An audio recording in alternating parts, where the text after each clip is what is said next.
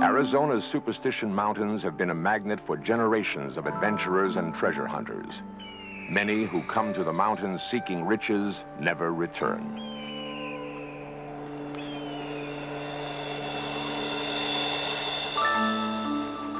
In 1860, a miner called the Dutchman staggered out of the mountains more dead than alive. Something had kept him going when others would have given up. He had been tortured by Indians and seen his partner murdered. For days, he had traveled alone under the blazing sun.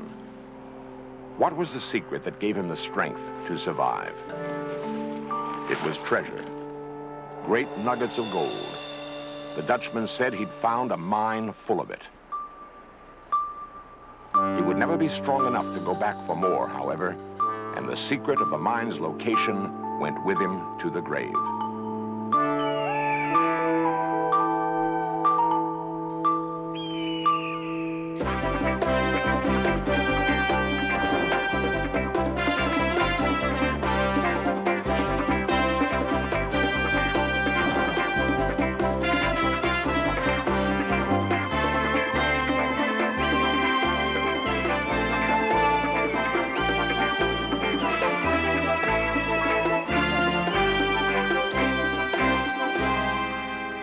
The rugged and barren Superstition Mountains are sacred to Apache Indians.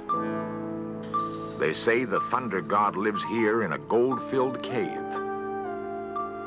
To trespass in the hallowed cave is to activate a terrible curse. The Apache believe that only they can travel safely through the superstitions.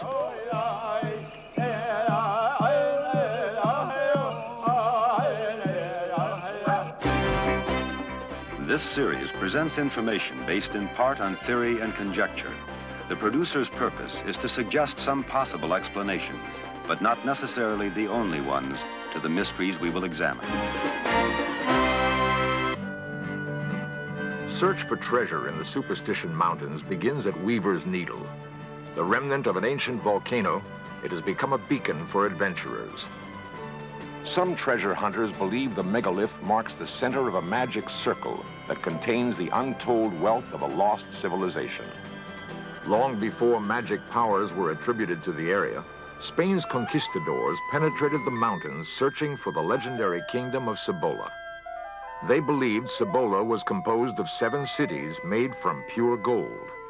The Spaniards even resorted to torture to pry information from the natives. The Apache has always related differently to the superstitions. They only say the mountains hide a sacred cave protected by a curse, guarded by rattlesnakes, charged with lightning bolts.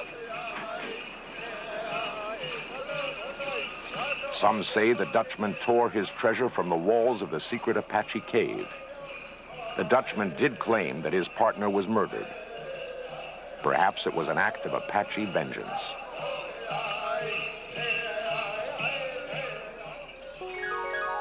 Gold has always inspired some men to acts of violence and great sacrifice. Ancients thought the metal had magic powers, that gold harnessed the energy of the sun. For centuries, alchemists tried to create gold in their crucibles. The secret always eluded them. Today we know that gold is one of nature's basic elements. It can't be broken down into any simpler substance, nor will it readily combine with another element. Thus, gold endures for all time, to be sought after and measured out as the universal symbol of wealth. Since the Dutchman staggered out of the mountains with his sack of gold nuggets, no significant strike has been made in the superstitions. Yet the seekers keep coming, in spite of the lack of evidence, the harshness of the country, and the history of tragedy for those who've come before. It's an obsession, seemingly shared by most gold hunters. Some look for lost mines, like the Dutchman's. Others are after the legendary vein of pure gold, flowing like a river of yellow metal from the planet's molten core. This they call the mother lode. Once, prospectors had only intuition and simple tools to pursue their quest. Now they have metal detectors and Geiger counters. Intuition still plays a big part. Pat Bowl is a retired science professor, recently turned prospector. His intuition paid off with an offer of $15,000 for an unusual sample of gold-bearing rock. I got 13.9 this spring when I sold it, gave some to the government, and ended up with $9,000 for 20 minutes work with a pick. This will make a prospector out of anybody. Pat Bowl may never find the vein of pure gold, but he has that fever now called the gold bug. It has driven other men to chip, blast, and burrow in the earth, searching for the ultimate source. The stampede that follows a strike is called a gold rush.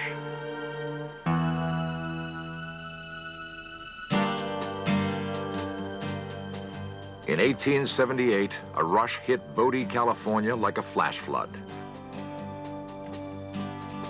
Known only as a place where miners could occasionally scrape out enough ore to live on, Bodie suddenly became a boom town, producing $200,000 a month in gold bullion.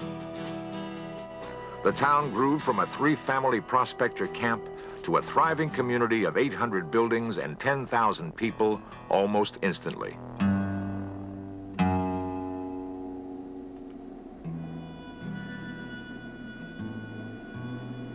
Two years after it began, the boom was over.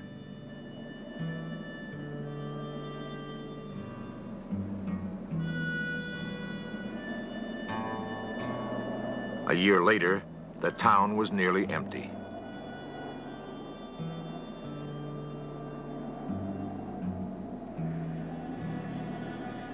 How often this phenomenon occurred across the gold fields isn't known for sure. No one remembers what happened to camps like Sucker Town, Gauge Eye, Red Dog, and Hardtack. The gold didn't last long enough for them to have a past, much less a future.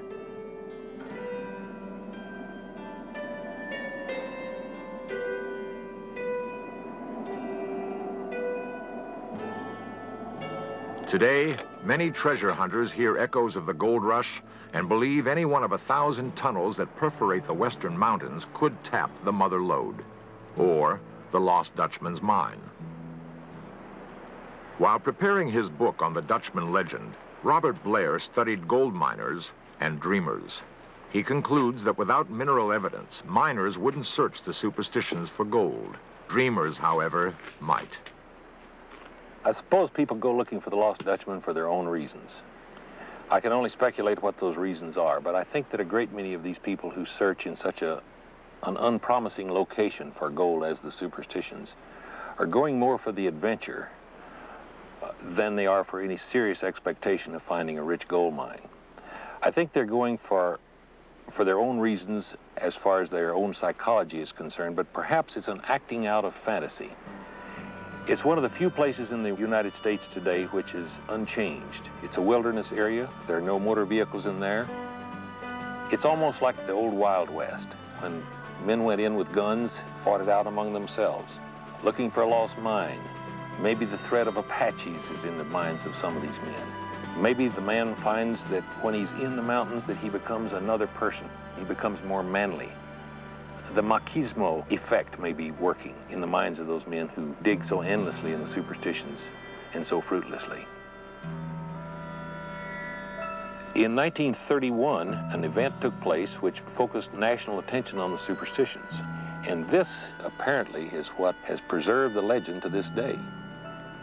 On a scorching summer day, a retired Washington bureaucrat, Aldolf Ruth, rode into the Superstitions. Carrying maps he believed would pinpoint the lost Dutchman mine, he struck out for Weaver's Needle. A 66-year-old greenhorn, Ruth had no idea of the danger he faced. He'd spoken freely about his maps, saying he was confident they were genuine. Ruth seemed oblivious to the temptation his maps represented.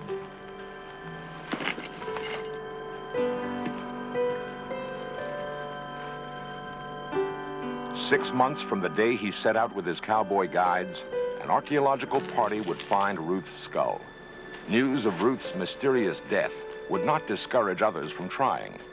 Hundreds would come to the Superstitions looking for the now famous Dutchman mine. Like Ruth, many would find only tragedy.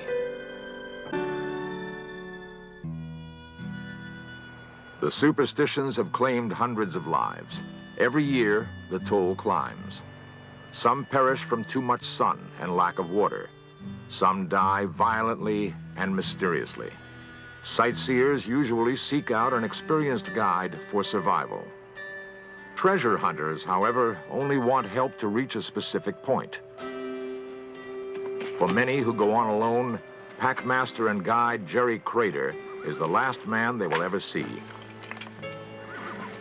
I've been running a packing business in this country with my brother since 1968, 69. We pack prospectors, tourists, sightseers, but a large end of the business is packing prospectors that are searching for the lost Dutchman. We don't pack as many prospectors as we do treasure seekers. There's a big difference between treasure seekers and prospectors. Prospectors are looking for a vein, a clue in the mineral, and treasure seekers are operating from some map they picked up in a bar or something that their great uncle handed down to them, but they're looking for clues. Dutchman hunters come from all walks of life, all parts of the country. You have very wealthy men. You have the fellow that hocked his mother's watch to rent a horse and get in here.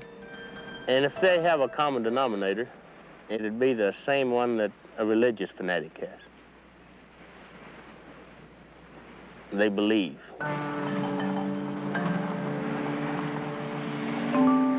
The chances of making a gold strike only based on mineral evidence are 10,000 to 1. Some hedge their bet. They look for gold in the rock and in legend too. Jay Heston is a prospector and gold miner. He claims no bonanzas, but he has found gold. One day I thought I would look into the lost Dutchman mine down in Arizona. But the more I looked, the more I realized I was looking for adventure or something to do more than I was looking for a mine. I don't think there's a mine there at all. I think maybe somebody may have left off some treasure at one time or another, but I think it's long since lost. With his lucky walking stick, he scours the West looking for more, a tedious and often dangerous venture.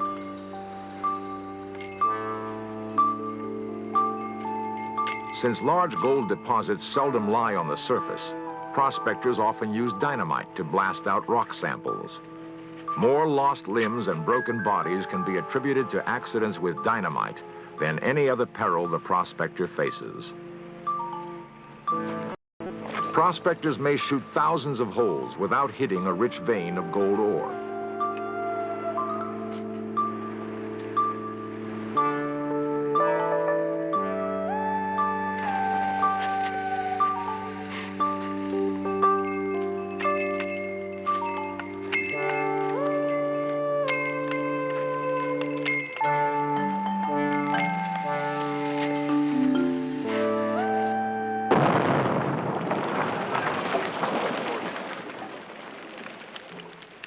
Pockmarked with prospectors' holes, parts of the mountains look like the beachhead at Normandy on D-Day. If your intuition is right, if your luck is right, you sometimes pick up some gold. You're always looking for something better than what you've got.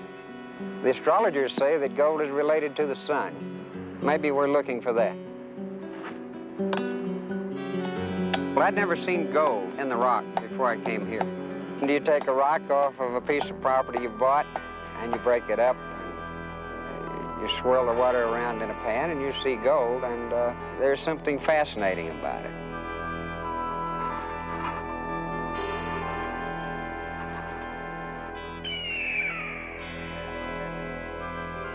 Weaver's needle is synonymous with the glint of gold for those who go in search of the lost Dutchman mine. The quest inevitably leads to the Apache Indians. Sometimes Superstition Mountain, the way the Apache talks about it, sort of remind me of a place in Florida where the astronauts take off to go to outer space, because there's a place to go where you take off to the other world. Philip Cassador is a traditional Apache in a modern world. He has spent most of his life studying the ways of his people. He is also a medicine man with deep knowledge of ancient Apache ritual and mythology.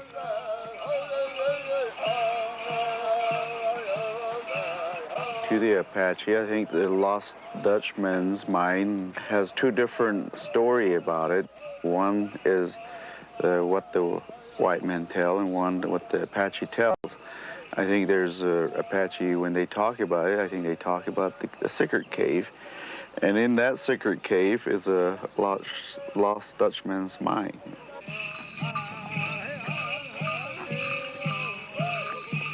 The mountain spirit dance celebrates the Earth's creation. Apaches say the mountain spirits protect the superstitions, and any violence or tragedy attributed to the Apaches is really the work of the spirits who live in the sacred cave. The Apache secret cave is a very secret cave. It's a very difficult thing to get inside of it, you know, because at one side, at the entrance, there's a female rattlesnake, and on one side there's a male rattlesnake. And there's two cups, you know, that's made out of abalone shell, one for a female and one for a male. And to get inside of it, you have to have the blue stone and the white stone. The white stone, if you're a female. And then you put it into the abalone shell, and then the rattlesnake will come apart, and then you can go in there in that secret cave. Non-Indian people that go up there, they don't carry the blue stone, and they don't know the prayer that the Apache pray before they go into that mountain. And the prayer is only made for the Apache, and that mountain is set there for a purpose, and that purpose is for Apache. And so if they go in there without these kind of things, it can change your whole body and soul, your mind and everything, because you touch something that it should not be touched.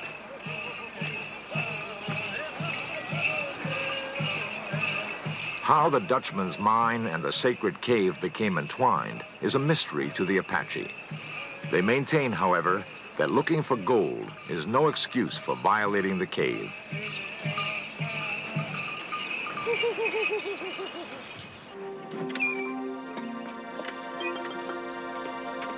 Mysteries are Glenn McGill's business. He's a private detective in Oklahoma City. Patience and attention to detail are the virtues of his trade. McGill believes, with the right techniques, that any mystery can be solved, including the whereabouts of the Lost Dutchman mine. The Lost Dutchman mine is a different world altogether. It's out of character for us who are in the investigation business to get involved in this sort of thing. Far out, as you might say. In 1963, a group of Denver attorneys hired McGill to find the mine. With conviction and a spirit of adventure, he took the case. McGill thinks he found the mine in 1966, but not the vein of gold. In the fall of 1976, an amateur photographer documented McGill's 49th expedition into the superstitions. McGill admits spending thousands of dollars, as well as sacrificing family relations and business gains during his 14-year search for the gold.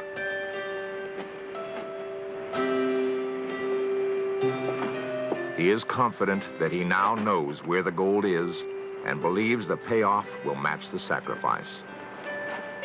Things come into focus at this very specific spot in the Superstition Mountains. The maps, the legend, the statements, the witnesses, our investigation, the evidence all comes together at one spot, and that's where we're digging.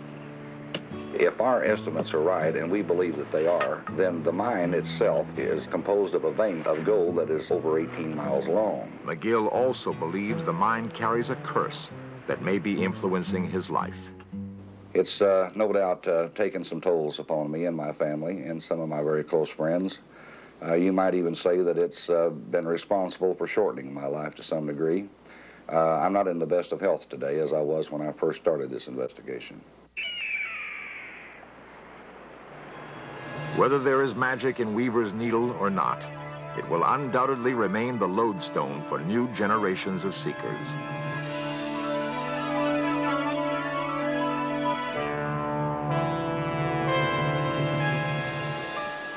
The Dutchman said he found gold there, If it happened once, it could happen again. Dutchman hunters have never been popular among the Apaches, who still regard the Superstition Mountains as sacred. The environmentalists don't like gold seekers either. They want to preserve the mountain as a wilderness area. The Apaches and the environmentalists have won their case in Congress. In 1984, the Superstition Mountains will be off limits to treasure hunters and prospectors.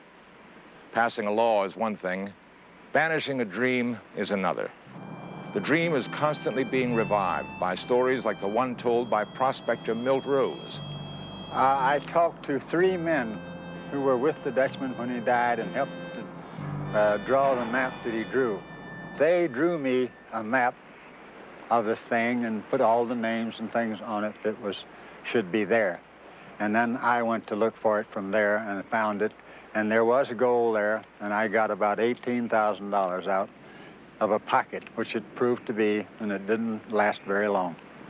The Lost Dutchman mine has no relation to the Superstitions or to the Weaver's Needle. It is in the Four Peaks country at about 4,800 feet in a big canyon. My personal feeling about the Lost Dutchman mine is that there's more gold in my back teeth than there is in this whole range of mountains. And I just don't believe it's here. I've packed them in for 10 years and have yet to pack a ore sample out. Even if you ground up the Superstition Mountains and ran them through a sieve and found not 1 ounce of gold, there are those who would say you should have dug a foot down deeper and you would have found the real gold. People dream. They hear these stories and they're greedy. They think that God meant them to find this gold and reserved it for them, and they're going to go and find it, so they go in there by the thousands. There was over 10,000 people from 1878 to 1891 in the Superstitions before the Dutchman died and left his legend.